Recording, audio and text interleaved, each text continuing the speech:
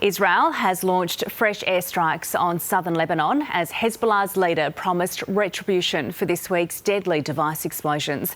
The death toll from the booby-trapped pagers and walkie-talkies has now risen to 37, with more than 2,600 injured. In a televised address, Hezbollah leader Hassan Nasrallah blamed Israel, saying it had crossed all red lines.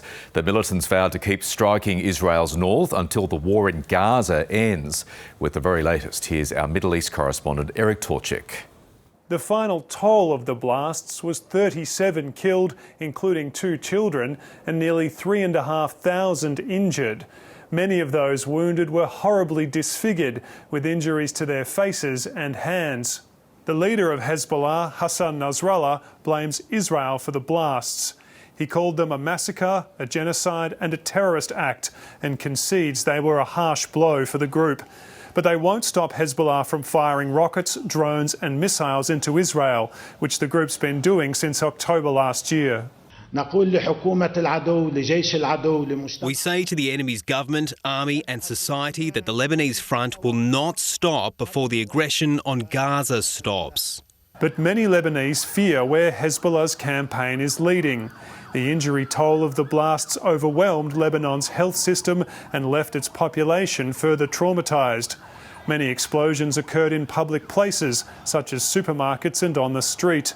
The blasts also exposed Hezbollah's weaknesses and raised questions about how effective it would be if the conflict with Israel escalated. So ultimately, if Hezbollah wants to engage in an open warfare with Israel, it has to actually maintain and fortify its internal front, which everyone knows at the moment is in utter shambles.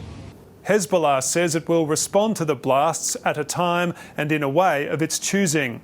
Israel hasn't taken responsibility for the explosions, but its defence minister says the fighting has entered a new phase and military action will continue. Eric Torchik reporting. Prime Minister Anthony Albanese will meet world leaders at the annual Quad Summit this weekend. Our political reporter Oliver Gordon joins us from Parliament House. Oliver, good morning, sir. What is on the Quad's agenda? So the Prime Minister Anthony Albanese is on the way to Joe Biden's home state of Delaware for this Quad Summit between the US, India, Australia and Japan. And top of the agenda will be security in the Indo-Pacific region, particularly the role that China plays when it comes to security in this region. We've seen some pretty strong language from some US officials in the lead up to this Quad Summit. The US Deputy Secretary of State, Kurt Campbell, in the days leading up to this summit, has said, frankly, the Cold War pales in comparison to the multifaceted challenges that China presents when it comes to regional security. Our Prime Minister Anthony Albanese has had less pointed language about China. He's placed less emphasis on China. He sees this Quad Summit as a chance to re-engage with our partners and prioritise peace and security in the region. We know on his agenda at this summit will be the AUKUS submarine deal, cybersecurity and infrastructure as well. And this Quad Summit, it's a summit that's in flux. We have the US President Joe Biden and the Japanese Prime Minister Fumio Kishida coming to the end of their terms, so it's going to be their last Quad Summits. And it's also probably going to be the last time that Prime Minister Anthony Albanese and US President Joe Biden meet face-to-face before the US election in November. Indeed it will be. Oliver, thank you. New data shows rates of harassment against women in the Australian Defence Force are persistently high. A survey which the Senate forced the ADF to release reveals harassment, bullying and violence declined at just one of 7 ADF training institutions in 2023. Crossbench senators are calling on the government to hold defence leaders to account.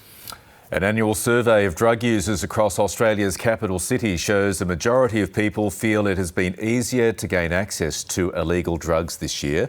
The National Drug and Alcohol Research Centre has been surveying hundreds of regular drug users from Australia's capital cities for 2 decades. The Deputy Director, Dr. Rachel Sutherland, says participants reported a perception that it is indeed easier to gain access to some illegal drugs, including ecstasy and cocaine.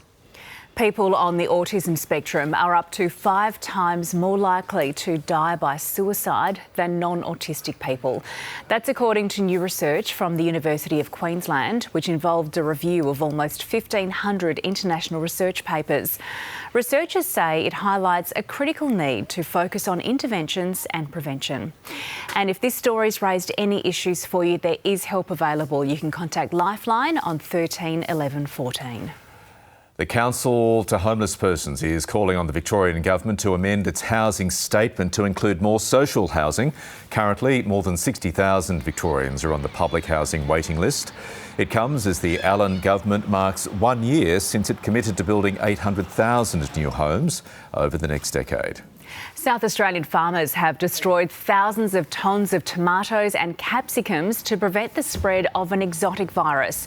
Authorities confirmed the first case of tomato brown rugose fruit virus in Australia in the northern Adelaide Plains in August. It causes tomatoes to form spots and ripen unevenly. OK, let's see what the markets have been up to overnight. The Dow up, our futures up as a result. The Aussie dollar just over 68 US cents. Brent crude up slightly and gold is worth $27 more in value. And Australian pop royalty Kylie Minogue has announced a highly anticipated Australian tour and a new album, Tension 2. This is billed as her biggest global trek since 2011, and the Tension Tour is going to kick off on February the 15th in Perth. Kylie will then make stops in Adelaide, Melbourne, Brisbane and in Sydney. The worldwide tour will then head to Asia and reaches the UK in May. Tension 2, the sequel to her 16th studio album Tension, is due for release on October the 18th. And guess who is going to be our very special guest on News Breakfast on Monday morning? Kylie Minogue herself. Kylie! This is very exciting. Cannot wait for that.